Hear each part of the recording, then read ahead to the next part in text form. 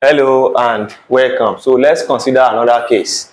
Cantilever carrying a uniformly distributed load for a part of its length from the free end. You can see from this free end is carrying a uniformly distributed load. All right. So we are going to be starting with the shear force calculation.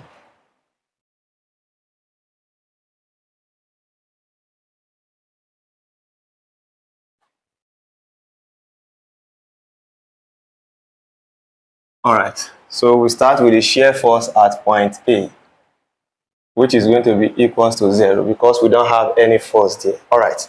So now we are going to calculate the shear force at point C. The shear force at point C.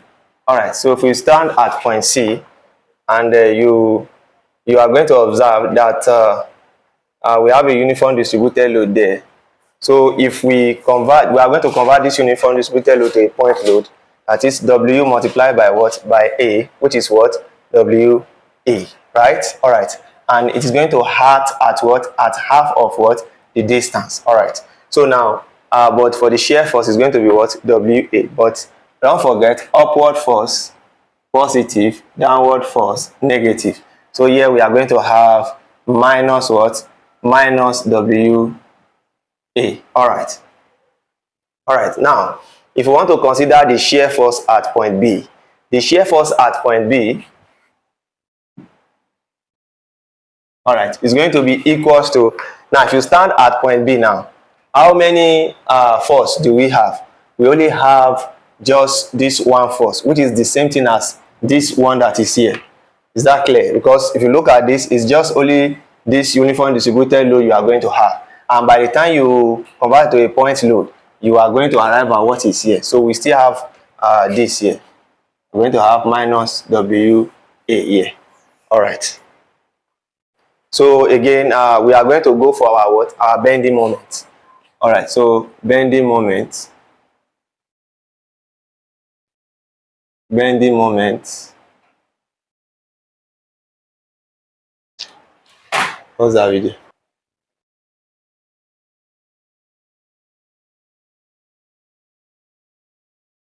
All right. So now let's consider the bending moment. At point A, the bending moment at the free end is going to be what? 0. All right. Now, we are going to consider the bending moment at point C. The bending moment at point C. All right. So if you start at point C, we only have a point load here. Now, the point load is what? WA. And don't forget, if this is the center, it means that the distance from the center to this place is going to be what? A over 2. Here is going to be A over 2. So it means this is going to be, and don't forget, we are considering upward force positive, downward force negative. So here we are going to have a downward, which is what? Minus what? WA multiplied by what? A all over 2. So by the time you do that, we are going to have this to be equals to minus WA square all over what? All over 2. All right. Now, if we consider the bending moment at point C now, point B. The bending moment at point B.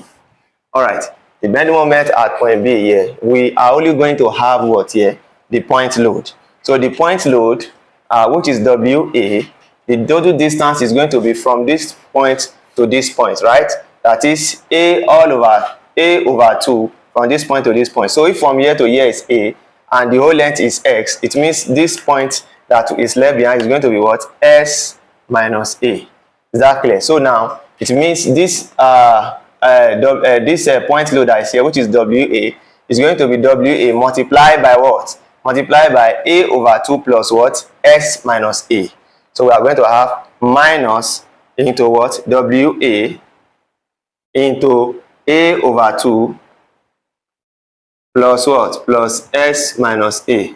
Then close your bracket. All right. So now let's solve this. So this will be equals to minus WA into, if you collect the LCM, over 1 over 1. So we are going to have A plus 2S minus 2A all over what? All over 2. Then A minus 2A is what? A. So So we are going to have here to be minus WA into what? Into 2S minus A, all over what? All over 2. All right. And you can decide to still break this one further. Minus WA into what? Into S minus A all over 2. All right. So you can leave your answer like that. All right. So the next thing we are going to do is to draw our bending moments and our shear force diagram. All right. Have 0. Here we are going to have 0, 0, and 0 here. All right. Now, so let's start with the shear force. So, and this line here is the reference line for our what? Shear force. And above this line is positive, below is negative. This one is the reference line for our bending moment. Above is positive, below is what? Negative. All right. So now we have our shear force as point A to be what? 0. All right. So that is 0. And then we have at our point C to be what? Minus WA. So minus WA will fall around somewhere here. So let's put it here. Let's say this is minus WA. All right. So, and then don't forget, between this point and this point, we have a what? A uniform distributed load. So we are going to be joining that point with a what? Inclined line.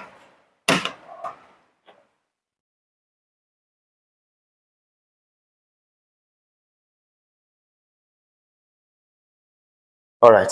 So now, and between point C and what? This point B here, we don't have any force there. So we are going to be joining that with a what? With a straight line. And we said they are of the same distance. So which is correct. So it's a constant line. So here is also going to be minus WA. All right. So this is what? Negative. So you can decide to shade it.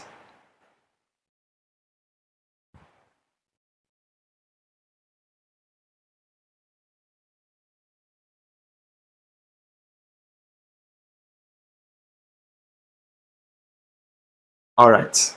So now the next one is our bending moment. Now our bending moment at point A is what? 0. All right. And our bending moment at point C.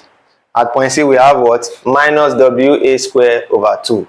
All right. So we can just make use of this place to be our what? Minus WA over 2. All right. So and for us to join this curve, these 2 points together, we are going to be using what? A parabolic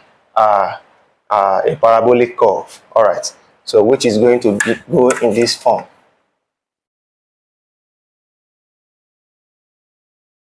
All right. So again, here we have bending moment at point B is what? Minus into WA all over what? Into X minus A over 2. So of course, this number that number that we have here, it must be greater than what? It's going to be greater than what?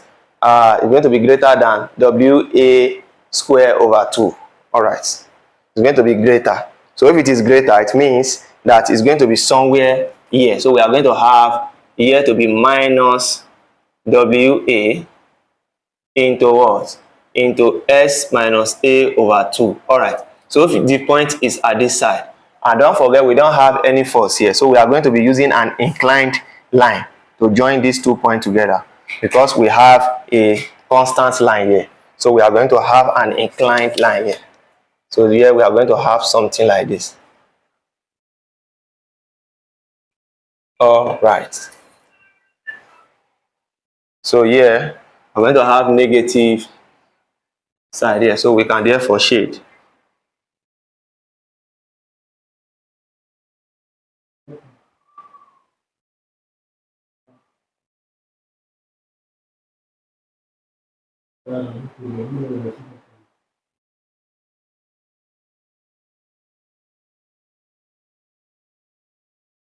All right. So this is how to go about this question. I believe you understand this. Thanks.